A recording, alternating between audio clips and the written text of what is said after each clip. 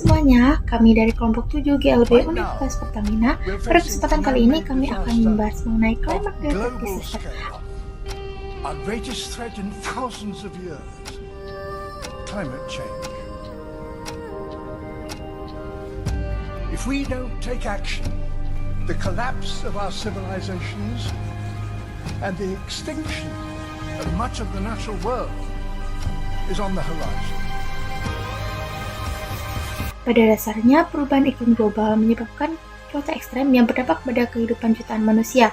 Melalui video kali ini, kami akan membahas mengenai contoh fenomena yang terjadi, dampak yang ditimbulkan, upaya mitigasi yang telah dilakukan, serta usulan mitigasi dari kelompok kami. Oke, selanjutnya adalah contoh bencana iklim yang ada di Indonesia, di mana pada tahun 2019 silam, Indonesia sempat mengalami kekeringan, terkhususnya di daerah Nusa Tenggara Timur, di mana hal ini menyebabkan gagal panennya sawah milik masyarakat dan juga menyebabkan krisis air bersih. Selain itu juga terjadi curah hujan yang ekstrim saat laninan tahun 2020 sampai 2021 di daerah Kalimantan Timur yang menyebabkan tenggelamnya rumah-rumah warga dan membuat warga harus mengungsi. Meteorologi, klimatologi, dan geofisika mengimbau masyarakat untuk waspada selama terjadinya fenomena La Nina, mulai dari curah hujan dengan intensitas tinggi hingga angin puting beliung yang terjadi di sejumlah wilayah di Indonesia. We need help from the government. We have to ration our food because the rice that we have is not enough to consume like on normal days. Residents are also struggling to access clean water. With catchments and rivers reduced to a trickle, they have no choice but to walk kilometres to the nearest riverbed, then take supplies back to their village to drink, wash and irrigate their dying crops. Baik, di sini saya akan menjelaskan dampak bencana terkait iklim. Bencana yaitu bencana iklim membawa dampak yang luas. Di bidang ekonomi, gagal panen dan kerusakan infrastruktur menimbulkan kerugian miliaran rupiah. Di bidang sosial, banyak keluarga harus mengungsi ke tempat yang tidak layak huni.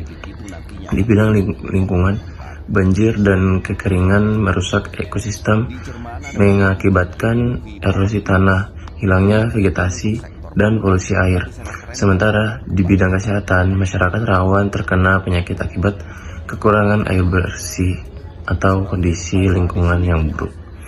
Visual, infografis, tabel, diagram lingkaran menunjukkan dampak ekonomi, sosial, lingkungan, kesehatan. Going up shows you the economic damages from these disasters, and it goes up to hundreds of billions of dollars a year now. This increase also explains why disasters play a key role in keeping people in poverty. We estimate that about 26 million people fall in poverty every year just because of disasters. Untuk mengurangi dampak bencana iklim, pemerintah dan organisasi non-pemerintah telah melakukan berbagai upaya, misalnya pembangunan embung dan sumur bor di daerah rawan kekeringan untuk menampung air hujan, kemudian ada reboisasi lahan kritis untuk menahan air, serta sistem peringatan dini cuaca ekstrim yang dikembangkan oleh BMKG. Pemerintah mengembangkan sebuah sistem peringatan dini tsunami Indonesia atau Indonesia Tsunami Early Warning System atau INETCES.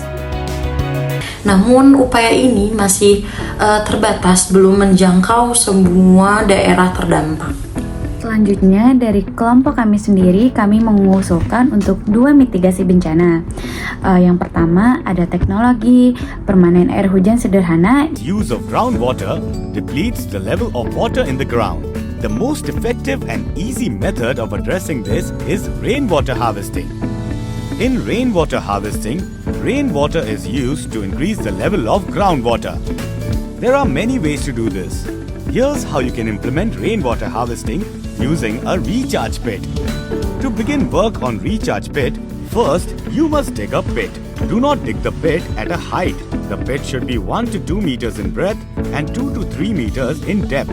Then fill it with stones, coarse aggregates and sand.